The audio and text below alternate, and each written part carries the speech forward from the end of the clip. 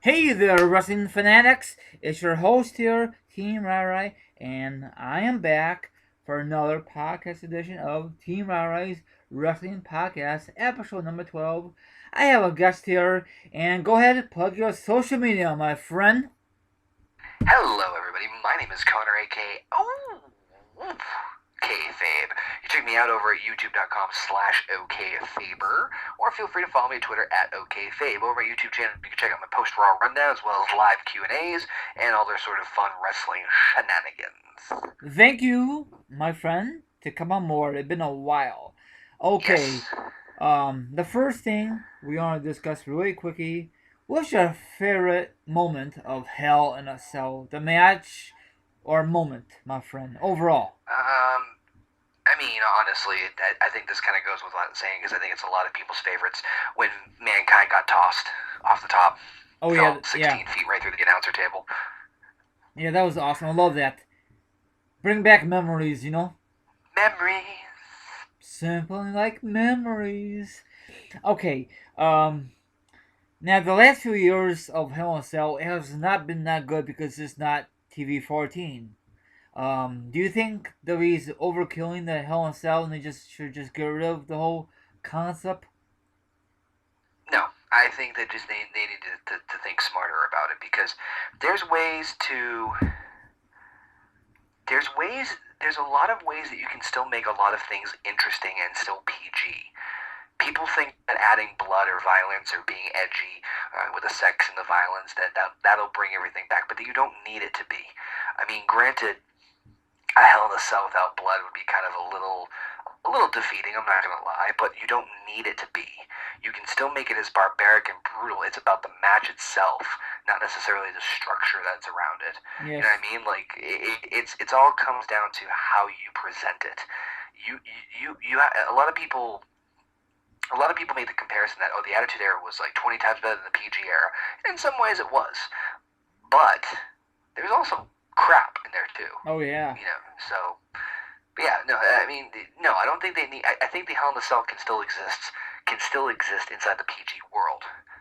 I You just agree. need to know how to do it right. I agree, but do we really need a Hell in a Cell pay per view name like that? No, just have a match and that's it. Just rename it. You know what I'm saying, my friend? Well, I think my biggest concern with that is more the name of the pay per view. Like to me, excuse me, these themed pay per views don't need you don't need the theme name because it takes away from the speciality or um, the surprise. You know, Yeah. a pay per view named Hell in a Cell, a pay per view named TLC, a pay per view named Extreme Rules. You kind of know what you're gonna get. Yes. So that's my biggest gripe That's with what it. I'm trying to say. Like Hell in a Cell, keep it for a match, not the name of the pay per view. They should come up with a different name for a pay per view. That's what I'm trying to say. You know? No, keep it Hell in a Cell. It's fine. Really? I think it's fine. I think it's fine as is. Yeah, because it's you're making it more than a cage because it is, and there's more brutal moments that have been inside of it than a cage. It's not a cage. It's hell in a cell. It's a outside cage with a roof on top because it's a confined space. Yeah, but So yeah, back in the day, for example, Armageddon, and then the match was Hell in a Cell. That's what I'm trying to say. You know? right. So what's the? Are you saying that the name of the pay per view should change? Yes. Oh yeah, I agree. That's what I'm trying to say. Yes. Yes. Like for example, like Backlash, and they could have a match Hell in a Cell. That's why I think they overkilling the name of Hell in a Cell. This should just be a match only, not the name. You know what I'm saying? Totally. Yeah, but WWE doesn't think like that. But I mean, we just the fans. We could bitch and complain. It won't do any good. We will still watch the product. You know. Yeah, no, I totally agree. Now another thing I want to discuss lately. Raw ratings are low. Number one, football season. Number two, it's the Major League Baseball playoffs. A lot of people, or some of people, are loving the Major League Baseball playoffs, and other people love the NFL season, and other people love to watch Raw. Now, Raw, it's a 3 hour show. Some of them lately is very, very boring. The last 2 hours are very, well, actually, the last 2 hours are boring, and the last hour, it could be hit and miss. What's your thoughts?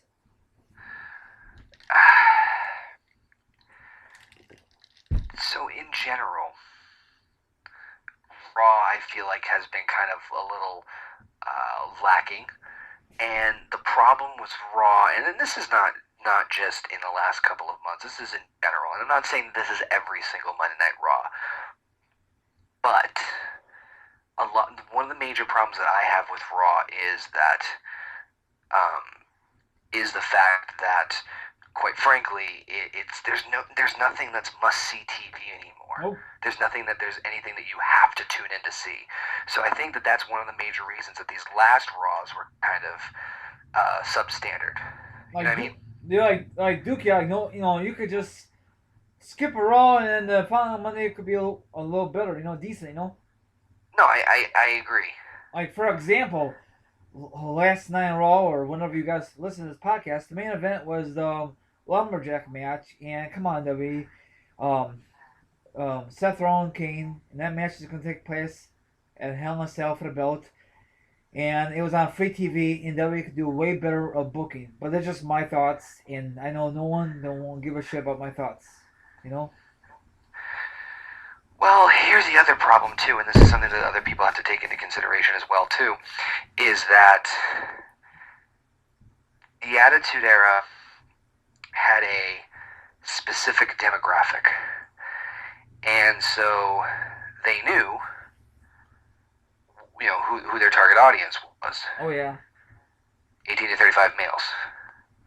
So now they're broadening to a much bigger demographic. They're broadening their target audience. for kids. So in order to do that, they need to in order to do that they need to basically appeal to more people. So that's kind of the issue. Yeah, Is that it's something that's appealing to something that's appealing to them might not necessarily be appealing to us. yeah. So that's kind of where the big breakdown of it comes as well too. So I think that's another reason why. Well, looking back in the early '90s, WF, when you were kids, it was freaking awesome. Now probably the parents of the kid says, "What the hell is this shit?" You know what I'm trying to say? But I mean, again, different times. I Yeah. mean, you take a look at the history of WWE's programming. It's all over the place. Oh yeah. You had the Hogan era. Excuse me. Say your prayers, eat your vitamins. Then you had like the Next Generation era, where it had a bunch of you got rid of all the established guys and brought in brand new people. Then you had the Attitude Era, not too far after that, and it's like the reality, the ruthless aggression, then like PG. It's like they've been all over the place. Yeah. What do you think is the next era after the PG? Do you think that's the only thing that could go? Is the PG era after this? Say that again. What's the next era after the PG era? I think they'll stick like this way for a while. Really? It just makes sense. It just makes sense. Okay. I really like the Russian aggression era. That was a good era. Funny you mention that. I was actually just starting to watch a lot of that actually How long, lately on how long the did it? network. How long did it last? Not very long, did it? I don't know. Well, what we're looking at? I don't know. Couple 6 years. Okay. 6 years, give or take. Well, no one thought there were errors back then, did we? Of wrestling. I didn't know there's such thing as a TV 14 era or Etu era. No one thought there's a Russian aggressive era or PG era. Did we thought Right. of it? No. Or I don't know. I think did the wrestling fans make these up, or did W make these eras up themselves? No, I think they're. I think the fans kind of noticed the shift in direction Okay. because you had you essentially had an era immediately following the Attitude Era, because realistically the Attitude Era only lasted like 4 years. Really? If you really think about it, right? Austin retired in 2003, and Rock was not too far behind him as far as being around as a full-time wrestler. So realistically, the Attitude Era only really lasted from about 1998, maybe 97, till 2002. Okay, but Yeah, it was still a good era after that, you know. yeah, it was. It was. Now let's switch gears. What's your thoughts really on Eric Bischoff? Do you like him, a dick, or are you glad he's not with the company anymore? I like Bischoff. Did you? Okay. Oh yeah, to be completely flat out honest, I like him. Do you like him as a Raw GM back then, or do you Oh think? yeah. I know he was a genius when he invented or sort of invented the elimination chamber. That was an awesome moment. Well, that wasn't really his idea. That was more of a camera thing. But yeah, I mean, Bischoff. I like Bischoff's tenacity and go-getiveness and his genius to create WCW because I mean you have to understand that his thing as GM of Raw was just a character. He Yeah, I had no know. political or creative stroke, but I appreciate what he did in WCW. Yeah. Too bad WCW's not around because WWE No, I McMahon. wish it was. Yeah, me too. But if you think about it, they overkill it with NWO. You agree with that? Oh, of course they did, because what they did was they leaned so much on the NWO. Yeah, too much power. Super. I mean, And, no.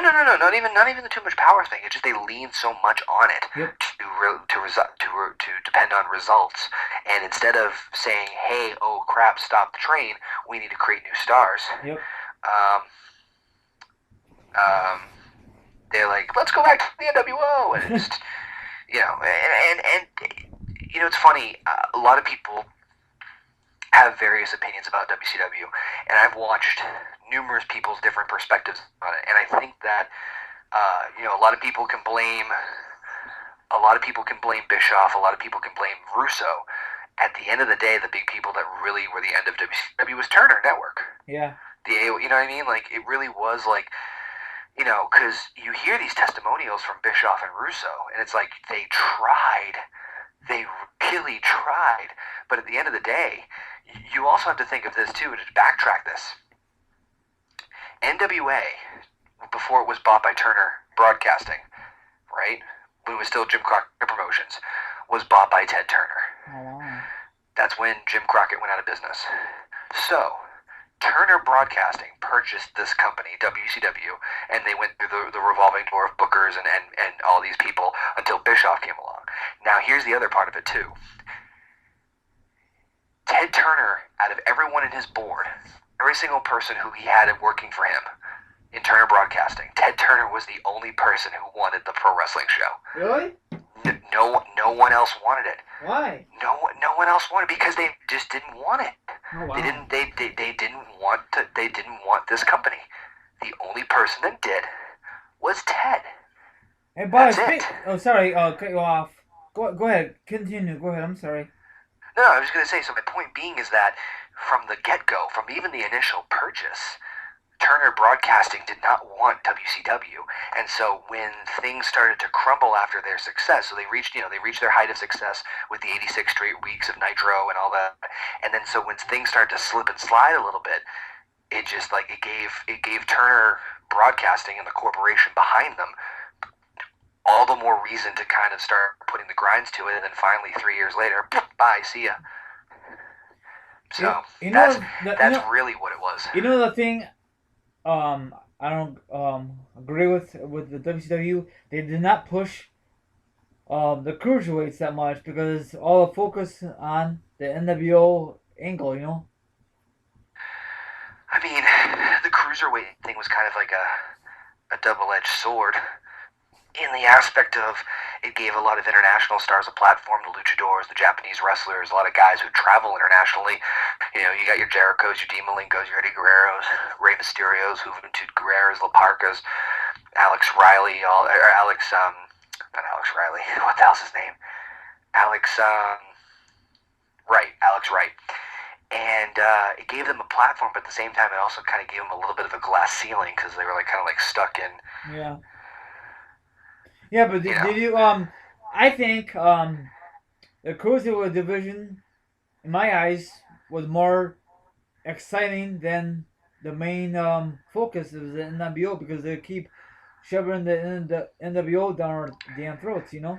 Right, and that was the problem, is that they, when when the Attitude Era kicked off with a bang with Austin Rock and all these different things, WCW was still relying on stars from like the 80s, and it's like, okay, we're almost about to hit the year 2000. We need to start creating some of our own original stars rather than relying on old WWE personalities. And instead of making the logical step right then and there, saying like, oh hey, we need to make new stars, it's let's split up the NWO, yay! And so it was a nightmare. Okay, So let's switch gears and discuss what's gonna happen next Monday Night Raw. I guess there's rumors that Austin is not gonna be appearing on Raw. Is that true or a fact? Because Austin said on Twitter that he was never scheduled for Raw next Monday night. I mean, according to the original like announcement they made, I think like a month ago, that all five of them were going to be on Raw, but maybe there was just some miscommunication that because that's the same night as Austin's podcast, so it's not Austin will be there. Okay. I just don't think he'll be on Raw. Oh, okay. But I don't know.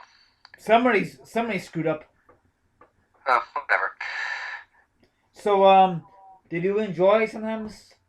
I mean, of course, when he's on the network, it's not very it's not because McMahon tells him what to say from the W network version, correct? The Awesome podcast. No. No. No. Oh, he says it's all him. It's all him. Oh, okay.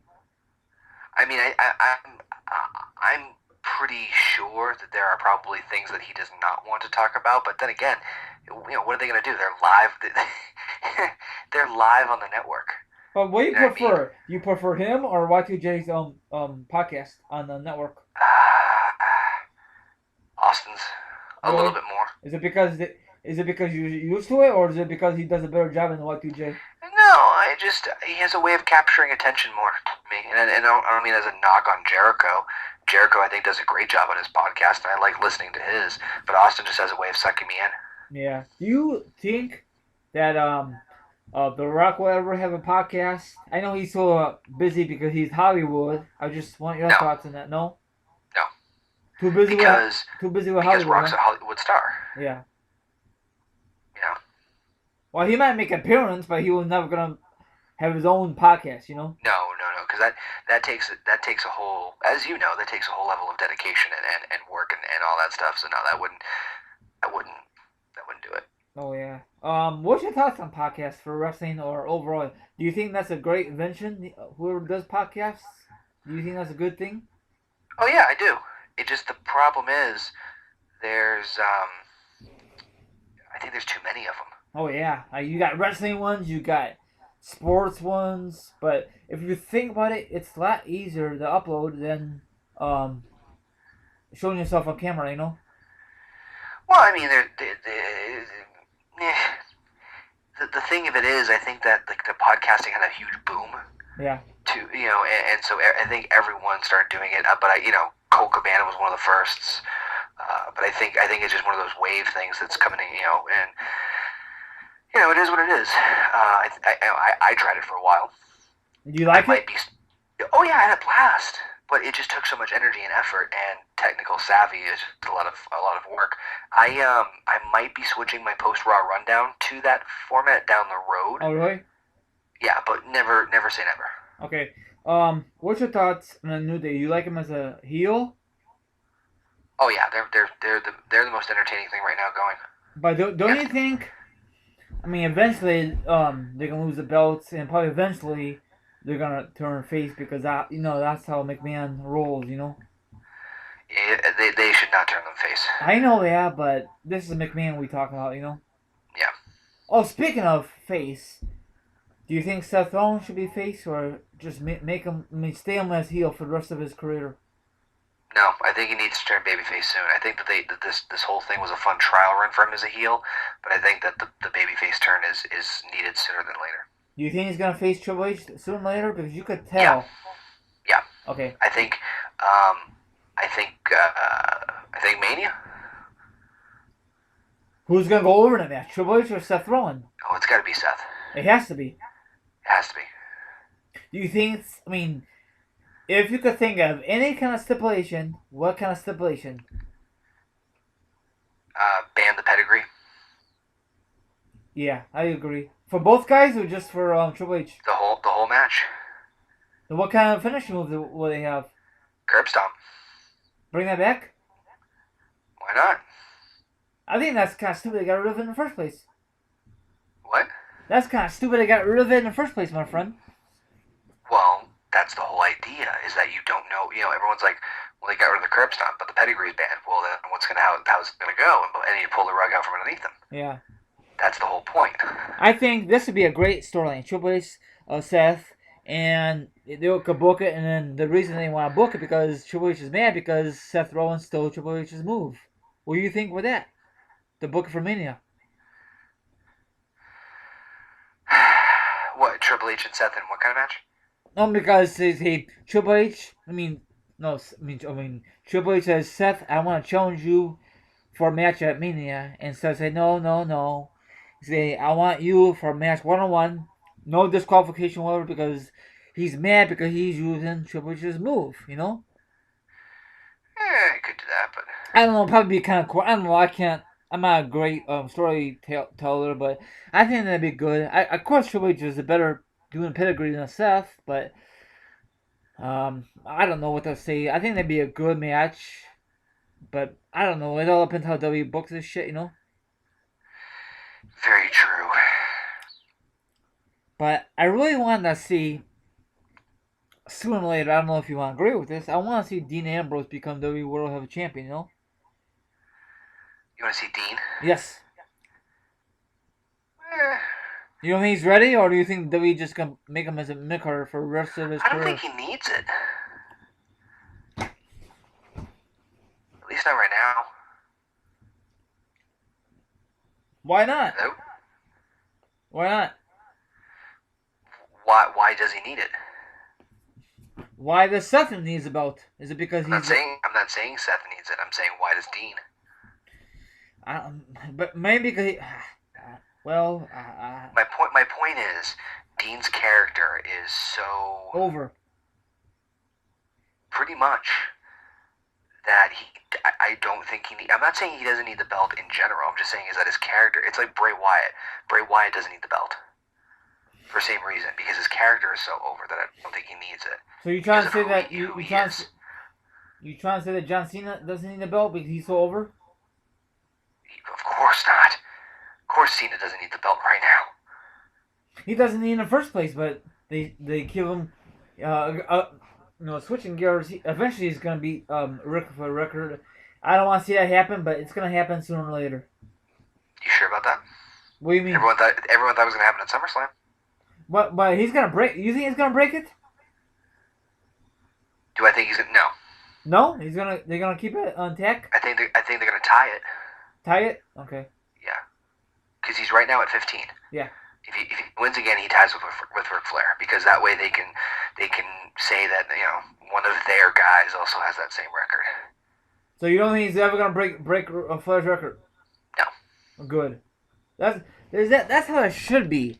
Respect the elders. Respect the guy who paid the way for the young guys out there. You know. I agree. And this is my theory. When Y2J was a 9-10 champion, that was ridiculous from my point of view because that's going overboard. I mean, I don't mind if you're a 2-time IC champion, 3-time champion, 4-time champion, 5-time champion. That's fine. If you're a 9-10 champion, come on, you know. Why? Why is that a problem? I don't know because IC champion was not. Maybe I don't know what. I'm not making any sense. Never mind. Forget it. No, I'm just curious your thought process. That's all. Because the IC belt is just a mid-card belt. It's not the main belt back then, you know. No, but if you actually look back at the history of the Intercontinental Championship, that was known as the Workhorse Championship. So, like, while in the '80s you only had 3 titles: Yeah. World Intercontinental, and Tag. The Intercontinental was regarded to by many of the very die-hard fans, as well as the boys, as the best pound-for-pound pro wrestler in the ring as far as match skills. The world champion, may have put the most asses in the seats, but the Intercontinental Champion was regarded as the most best tactician in the ring. So to have someone hold the Intercontinental Championship 9 times, I mean, it's still a title. Yeah. You know what I mean? To me,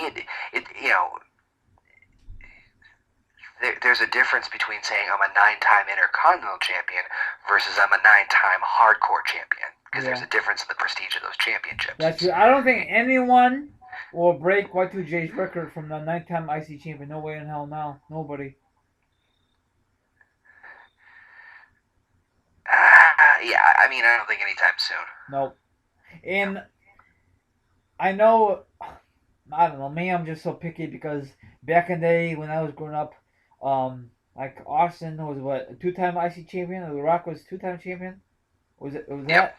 And look at Bret Hart was a 2-time champion. That's fine. Now these days, I don't know what W is thinking, but I guess it makes sense. But I don't know. I love Y2J. He was a badass, and we have not seen him since Night of Champions. Oh, no, was it Night of Champions or was it SummerSlam last time we saw Y2J? Nope, Night of Champions. He made one appearance and that's it. But Yep. I thought he was gonna show up the next night Raw, but no. Now it's Randy Orton teamed up with Dean Ambrose and Roman Reigns. So what? Are you serious? Yeah, pretty much. W can't make their minds up. Is it Y2J or is it Randy Orton? Come on, W. Actually, it should be Randy Orton in the first place. I agree, but what are you gonna do? And maybe one day that Bray Wyatt become champion. I know he don't need a belt, but it'd be kind of cool that he wins it. Just like Taker. Taker, he won so many damn golds. He doesn't need it back in I'm the day. not saying Bray doesn't need the title at all. I think that eventually that his character does need to evolve to a point where he will need the championship. I'm just saying that right now I don't think he needs it. But that's just me. Okay. I agree on your opinion. What do you think? Was it Luke Harper or is it Eric Rowan? What one's out of the action? Sorry, I have my mic muted. That was Rowan. When do you think he's gonna come back? Sooner or later? I think it's around December. Damn. Now, there's rumors that he's gonna have a different gimmick, or I don't know what W's thinking. What's your thoughts on his return? I feel bad for the guy because I feel like he's gonna get lost in the shuffle because he was just kind of known as being part of the Wyatt family, and when they split everybody up, Harper was kind of more renowned as a better in-ring performer, and they kind of pushed him a little bit more. Hell, they even gave him the Intercontinental title, remember? Yeah. So I feel like Rowan will unfortunately get lost in the shuffle. Well, Wyatt can put him back with the Wyatts, and they can make an awesome stable, and then bring Sister Abigail in the mix too. That's what I've been hearing too now. I think that if you do any more than 3, it gets a little muddy. Oh, like clusterfuck, like they did for the NWO. Yeah, I mean the Sister Abigail thing would be different if they brought in a female because that's a female component. To be honest, it would be a nice little fresh interjection into the Divas division. Okay. But hold on one second. Okay.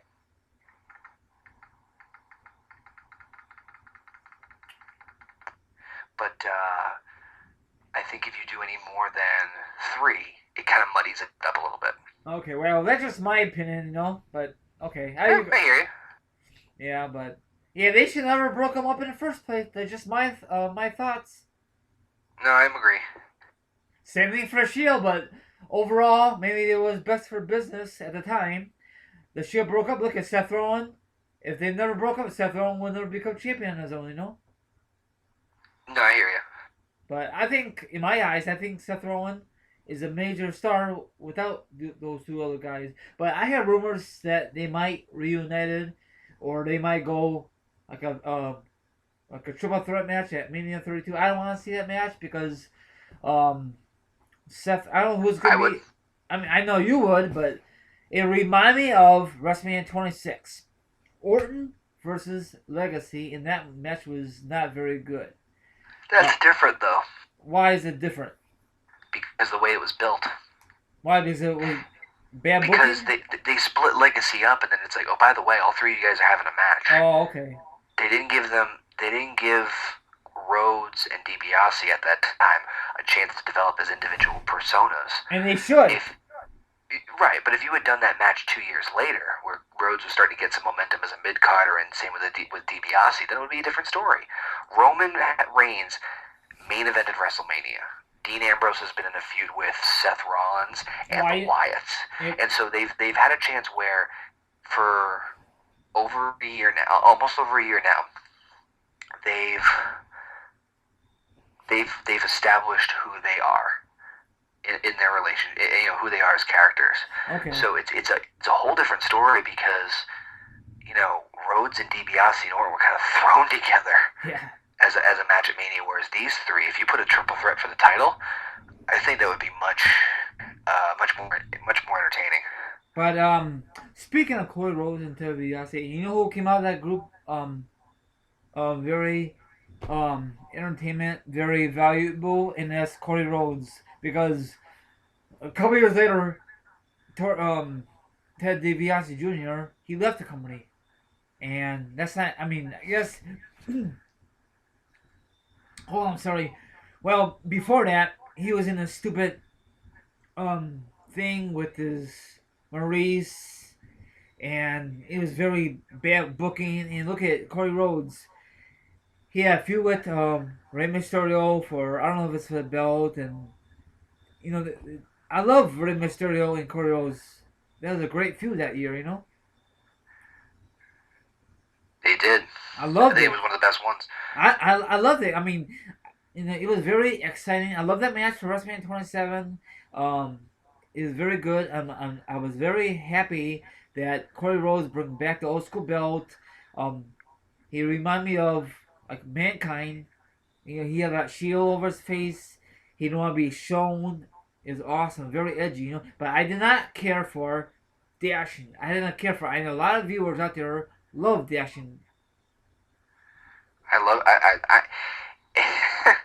anything that Cody does is gold. No pun intended. Well, speaking of that, what's your thoughts on the Stardust? Do you think it's getting kind of played out? No, No. no. So you think he's gonna stay with Stardust until his career is over? I don't know about that. I think he's gonna ride Stardust as long as he can. I love to see him become champion in that gimmick. Oh, I agree. I don't know what W's I don't know why they got to put him to the back seat. I know there's a lot of superstars itching for a title shot or even a damn a W champion, but I don't know what W's. He's been with the company since what? What year? When did he debut? Cody Rhodes. Oh God, 08? Come on now, he's been in this company that long. Now Yeah, he's not having any belts. Well, he had taken belts with um Bob Holly or Ted DiBiase, but still, you know. he had the IC title. Okay, IC belt. I'm sorry, my mistake.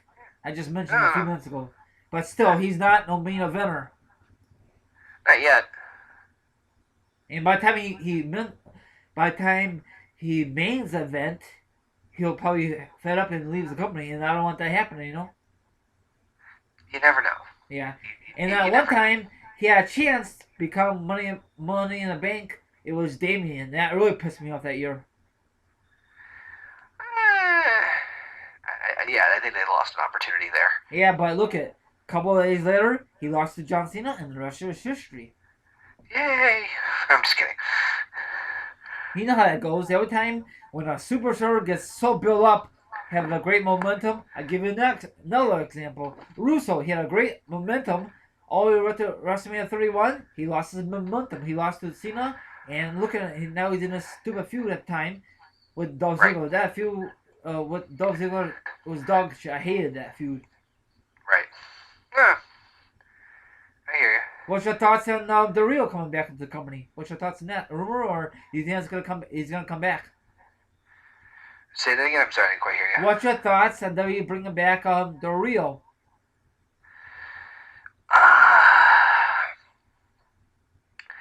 I think it's. This is gonna sound bad. Go for it. Go ahead. WWE has always wanted to cater to certain markets, and one of the big ones they've always wanted to market to was Latinos. Oh, really? Eddie Guerrero, Rey Mysterio, and Del Rio were all top candidates to kind of be their top Latino star to hit that demographic. First it was Eddie, then it was Rey, and then it was Del Rio. But then Del Rio had the incident, and blah blah blah. They had to fire Del Rio based off of the circumstances.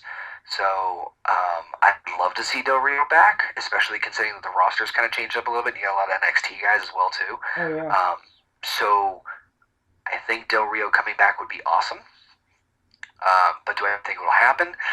I think Del Rio's having too good of a time on the Indies and doing Lucha Underground. So I think the chances. You never say never. You never say never when it comes to WWE. But I don't think we'll see it anytime soon. But I would like to. Yeah, I'm not a big fan of his whole gimmick. I don't know, but Well, maybe. it's freaking rich guy 3.70. Hold on one second. Yeah, or maybe it's in my opinion, maybe it's another version of JBL. Exactly. And it's sad, but that's how WWE is. They like to repackage new stars with a old school gimmick from back in the day, and that is bullshit. But us, we know about that, but younger fans says these newer fans they don't know. They thought it's a new superstar coming, but it isn't. To be fair, though, to be fair, there's no original gimmicks anymore. I know. Done. Everything's been done. So, that's why I was like, oh, Del Rio's just a ripoff of JBL. Well, JBL's a ripoff of $1 Million Man. $1 Million Man's a ripoff of this. It's all the same. It's all the same crap. It's just different versions. It's just a recycle. That's all it is. Pretty much. And now who's the spin-off of the Undertaker? Anybody who's the rip-off Taker now? There used to be a wrestler known as Nightmare, and there's also one as the French Angel that also did a Grim Reaper type of gimmick. So, but we all know that those guys were probably a bust, and then Taker was probably the most popular one, right? well, I mean, you're talking local guys, Oh, okay. like on like a territorial level as opposed to a national level. So I mean, there's a Well, difference there. I'm talking about national wise. It's Taker, right? Just take her. Yeah. Speaking of other wrestlers, do you think Vader will ever be in a damn Hall of Fame? Jesus, crying out loud. Who? Vader. I'd love to see Vader. I'm a huge mark for Vader. He needs to be in the Hall of Fame. They need to make a DVD documentary, but I don't know what the hell is going on. I don't know if he's on bad terms with WWE. I don't know what's going on. The last time I saw him, he popped up in TNA for a bit, but I don't know if he's still there. I don't know. There's a lot of wrestlers out there who needs to be in the Hall of Fame. I know a lot of fans think the Hall of Fame is a joke. Well, it is because they have the entertainment side. I think it should just be strictly wrestling only. If they want to make like a Drew Carey kind of thing, make it a different thing, a whole thing. You know what I'm saying? Well, I For mean, it's a entertainment. celebrity wing, so nobody takes it too seriously. I So know that, but I just make it the whole thing about wrestling. You know what I'm saying? They make it more seriously. You know what I'm saying? no, I hear you. But whatever. I want the Demolition in the Hall of Fame. I want Honky Tonk in the Hall of Fame. I heard Honky Tonk Man. He's keep denying it every year, and that's bullshit. He's the longest IC champion. He should recognize the fans out there. Who don't know him. Greatest Intercontinental Champion of all time. Yes. Well, in my eyes, he hardly defended the belt. He just hold the belt back in the day.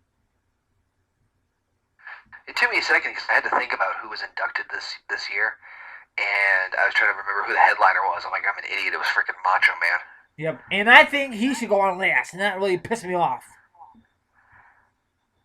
I know. What that he? I know he passed away, but um, um, his brother could do the speech instead of Hogan. I know a lot of wrestling fans were pissed off, and that class could be, if they could do it over, they should have better stars. But whatever. Hey, they put Larry Zabisco in, so I'm happy about that. Yeah, but they could have a better class. Come on, Bushwhackers, come on now. Hey, The Bushwhackers are actually one of the most underrated guys as far as psychology goes in the business. Well, they did nothing in the WWE. I mean, F back in the day. Maybe back in the day when they won championships, but in the WF days, they did jack shit. You know? You're talking on camera. Yeah, You never heard them talk behind the scenes. Well, They're actually quite ingenious. Like I've listened to their guest booker series, and they've come up with I think Luke was it that really kind of like knew his stuff. I was like blown away um, by how genius he was. well, I don't know. I was never a big fan of them in the '90s. That's just my opinion, you know. I don't know. I mean, as a characters, I mean, they were what they were. Yeah. Oh But as yeah. far as them as there's a difference between the character and them as people. Well, yeah. Okay. I just didn't like their gimmick back in the day. I just didn't care for it. But if it was a different character, that's a different story, you know. Right. Well, maybe one day they'll make a documentary, you know. But speaking of documentaries and DVDs, do you think WWE's is going way overboard with these DVDs left and right? No, I think that's a appropriate response considering that they have to balance things out because if you take a look at it, right, the network is kind of the network's spewing out original content left and right, so they have to have some sort of revenue when it comes to the DVDs. Yeah. And so you take a look at the DVDs so far. The Macho Man just came over to the network. The Paul Heyman one just came over to the network. So they have to do something to create some, buzz in the DVD distribution. I think there are certain ones that don't need to be made. True. Yeah. But just from a business you, perspective, I'm not surprised they're doing this. Can you think of one or two DVDs that are not necessary in the wrestling world for any wrestling collection? Well, the thing with the thing with their DVD collection is that you get like you get like you get a couple of good biographical ones about certain wrestlers or certain groups, and then you get into ones that kind of overlap. So like for example, uh, you have ones that target specific types of wrestlers. Like they did one on like high flyers. They did one on Money in the Bank ladder matches. They Yes. did one on giants. They did one on factions. Yes. So for me, I'd rather them break down the history of one faction versus going through a brief glance of each one. And Like, another one is like the history of the world title. Some of those are not necessary to make, but whatever. well, it depends on what you like, though. Yeah, that's true. Because I think I'm more of a fan of the biographical stuff, like the actual like documentaries, versus the match compilations. But some people want the match compilations instead, so it's kind of it's a give and take. Do you think the network will be here like in 10 years, or do you think it's... I know a lot of people hate the network because number one, a lot of lagging, and number two, a lot of people prefer buying it on at Walmart or Best Buy. You know what I'm saying? I think the network provides a lot of Contact. Yep. convenience too. I love it. I'm a big fan of it, but I know. I mean, the DVD is a proud collection thing. You know what I mean? Like where you have like all these different documentaries that you can pull up at any time. I mean, granted, the network does the same thing, but it's different. It's like it's like comic books. Yeah, I'm not gonna get a remind. I'm not gonna get a remind DVDs in case the network goes down. I could pop one of my DVDs or Blu-rays. You know what I'm saying? I don't have all the current ones because it's all in the network, and I don't know. It just makes me mad. If they have like a preview for a Sting DVD, it's on the network already. So why buy it? Because you know what's gonna happen. You know what I'm saying? It's not Well, like the previews are actually ingenious because they only give you the first like 15 minutes. yeah. But And so it's actually a smart move because it's the way to entice you to buy the DVD. so they don't show you the whole show, huh? No, God no. Okay. No. So eventually they will put it on the network. It depends.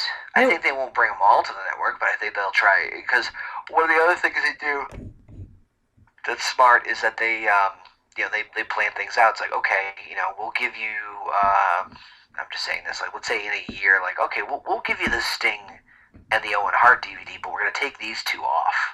Okay. Oh, You know what I mean? Like it's like Netflix where they trade it off. Yeah. Oh, speaking of that, We gotta end this pretty soon. What's your thoughts on Sting's injury? I heard he's doing better. It sucked that it happened. Yeah. I hope this isn't the last time we see him. And just, things happen sometimes, unfortunately. Yep, it sucks. I think if he was healthy, I guaranteed he was gonna win that match of the night champion. We will never. No, What? he was not planning. They did not plan on having him win the match. Well, I think they should have given the belt. No. No. Why? Because he's old and he's out of shape, or what? It's not needed. Okay. It'd be cool to see him as WWE champion. Yeah. I won't lie about that. But well, there's a lot of wrestlers don't. It's not necessary to become champion, but they still give them the belt. True. But what's Sting gonna do with it? He doesn't appear on every single week. He's kind of like an a la Brock Lesnar thing. Yep. I mean, granted, they did it differently with Brock Lesnar, but Sting's even more rare than that. Yeah. But do you think WWE's, like, for example, the road to WrestleMania 31? Do you think WWE booked Sting wrong when he was facing Triple H, or it was okay? No, I think they did a good job. Okay. Because I went back and I actually went back and watched that match recently, and the one thing I found interesting about it was the fact that it was basically them retelling Sting versus the NWO, but with WWE. Oh. It's Sting coming into an area, bucking the system, and I think Triple H was the perfect opponent for him because as much as we all want to see Sting and Taker, Sting has to kind of adapt to WWE in more ways than one, and who better to do it than a guy who's a veteran of the business, who knows how to take care of guys, who, I don't want to say carry Sting, but could if he needed to. And I think Triple H was the perfect first opponent for Sting. But hands down. Yeah, it makes me mad that Sting debuted at Mania and he lost to Triple H. I was kind of surprised at that, but then really later, that Triple H beat Sting? Yeah, I mean it's so obvious that it's over. Triple H won. I was kind of surprised. I mean, the NWO DX thing was kind of cool. Yeah. But apparently Sting said it himself that pretty much his purpose is there to put people over. Oh, so he's totally fine with that. You trying to tell me he don't care if Triple H beats him, a veteran like himself? He does. I think he's comfortable enough in his career that he doesn't need he doesn't care about the wins anymore. I think he's just caring about enjoying himself, and because I think this is it. I think that he's Yeah. I think it's towards the end. Yeah, I don't think we're gonna see Taker versus Sting because that might be his last match at Night Champions, and who knows if we're gonna see a match. It's kind of sad. This match should take place years ago, but Sting wants to stay in TNA, Right. So whatever. But we're gonna wrap this sucker up. You want to say goodbye to your viewers out there if they're listening right now? Sure. Want me to plug my social stuff too? Go for it. Why the hell not, folks? It's yours truly, Connor, aka Kayfabe. Thanks for tuning in with me here with TeamRyRy. If you guys want to check out my stuff, check out my YouTube channel, youtube.com/okfaber.